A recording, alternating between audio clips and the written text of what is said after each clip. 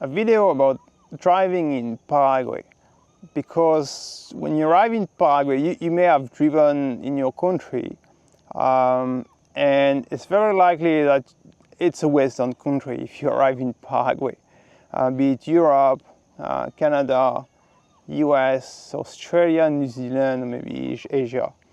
And driving here in Paraguay is a little bit, might be a bit different from where you're driving.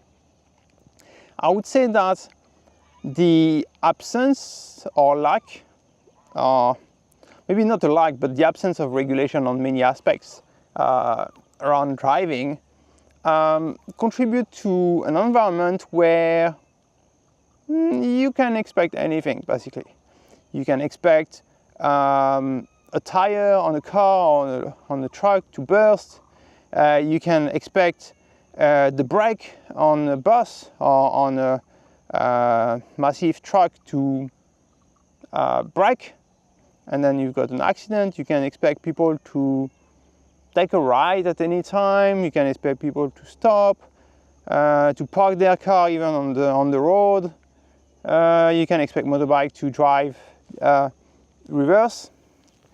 All this can be expected in Paraguay, and that can create situations that may be dangerous for you. I'm not saying that Paraguayans don't know how to drive. I actually had to take the driving test here. There's no driving school on the road. If you arrive in Paraguay, it doesn't like what we call in French auto-école, or driving car basically for learning. It doesn't exist in Paraguay. And I took the driving test and I understand, holy shit, the test itself, let's have a look together, and that is real, that is not a joke, I'm not joking. This is how they learn driving. So let's have a look at it.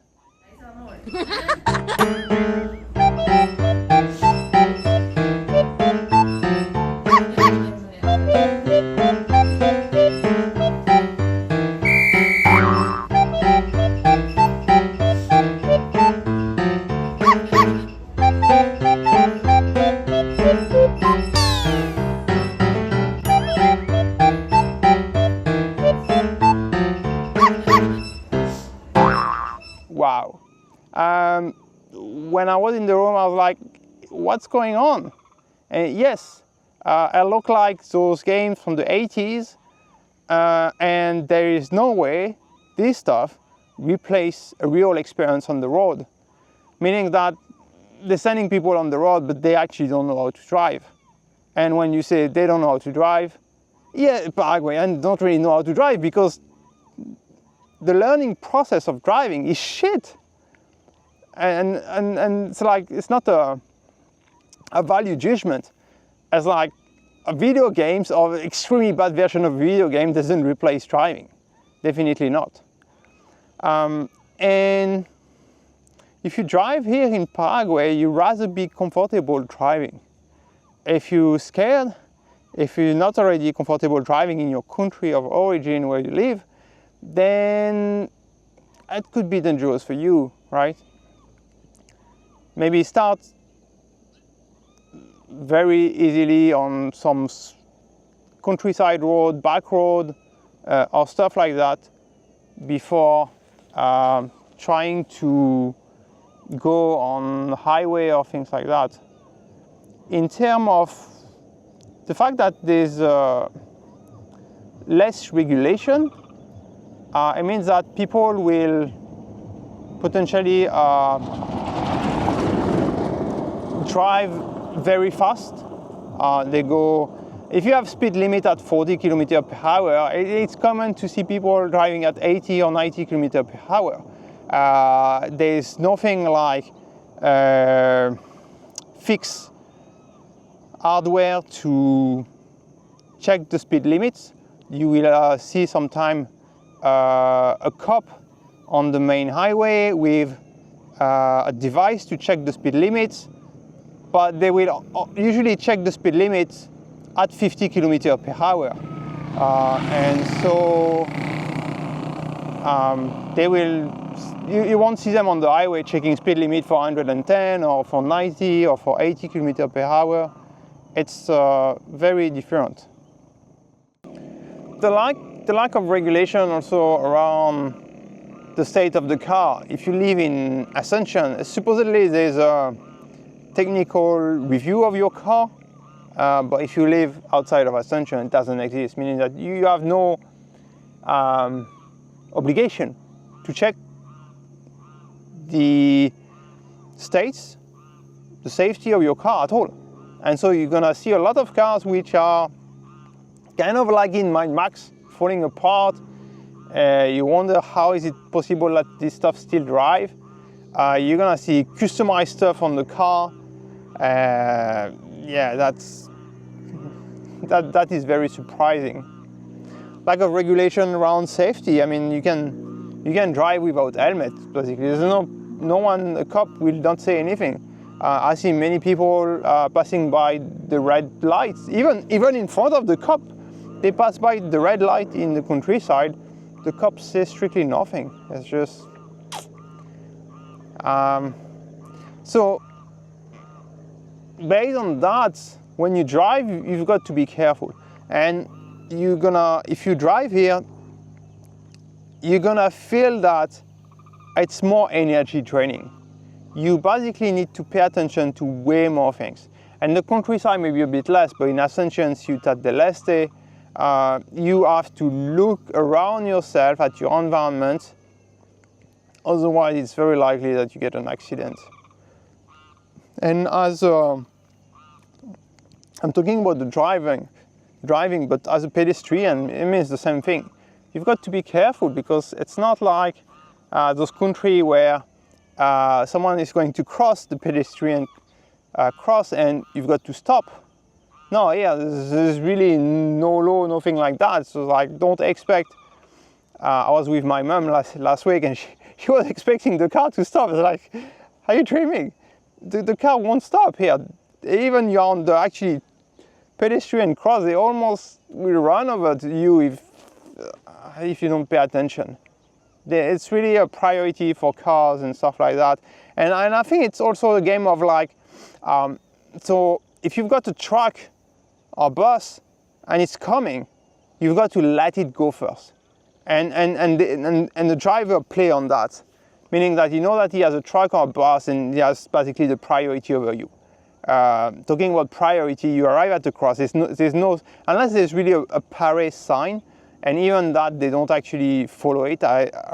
So many intersections where you've got the priority on the right and left, but the cars still go through at 50, 60 km per hour and doesn't even stop. So this is the way things are here. And so in that context, if you were the one that passed by at this time, whether you are in a car, motorcycle, whatever, you would get into a very bad accident.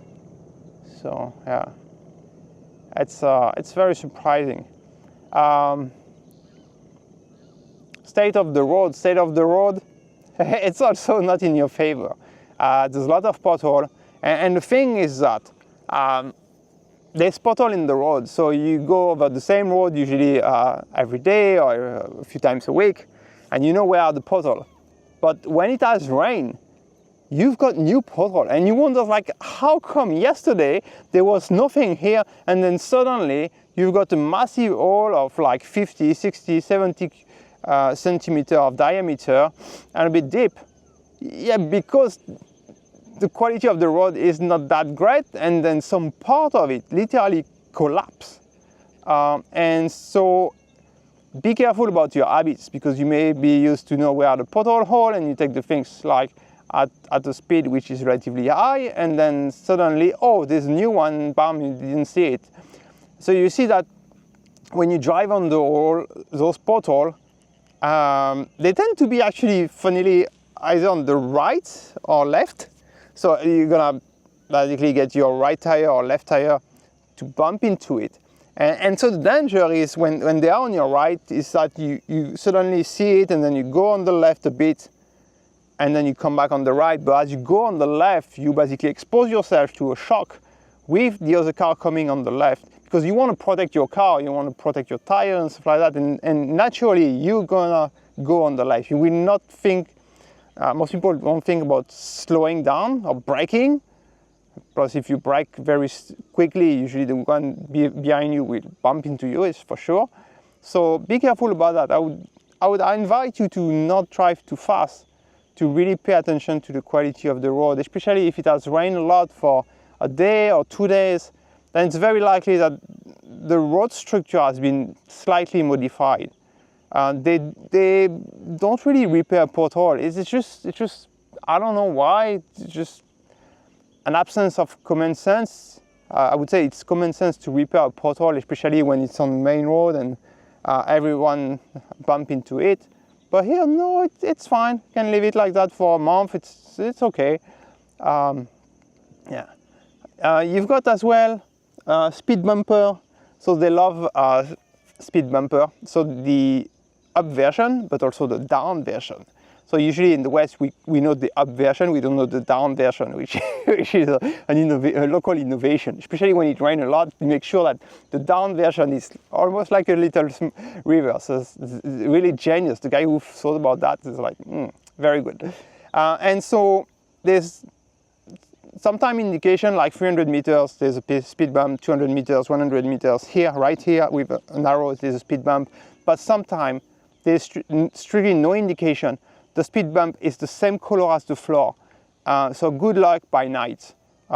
It happened to me a few times where I was like at 70 km per hour and I bumped the car into that, and that is painful. You're gonna feel it because there's literally no way. They are not even painted from on a different color. It makes no sense to me, but makes sense to people here, right? So yeah. Some car will, so there's a speed bump on the road, some car will, so speed bump, sometimes there's the cycling track on the right and then the pedestrian road. And so some car will go to the pedestrian road to avoid the speed bump, but they will not slow down. So it take like this, right? And this is pretty dangerous. Cars will sometimes pass you from the right side as well.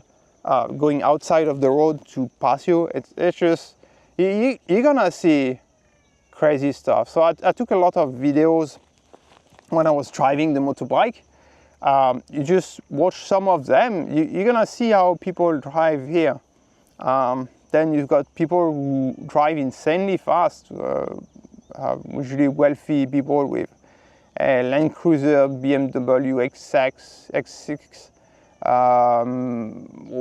whatever else, just yeah. It's you've got to be careful. I'm not there to scare you at all, but especially if you are on car, you get a shock and it's fine. The most likely way you could actually have a big crash in a car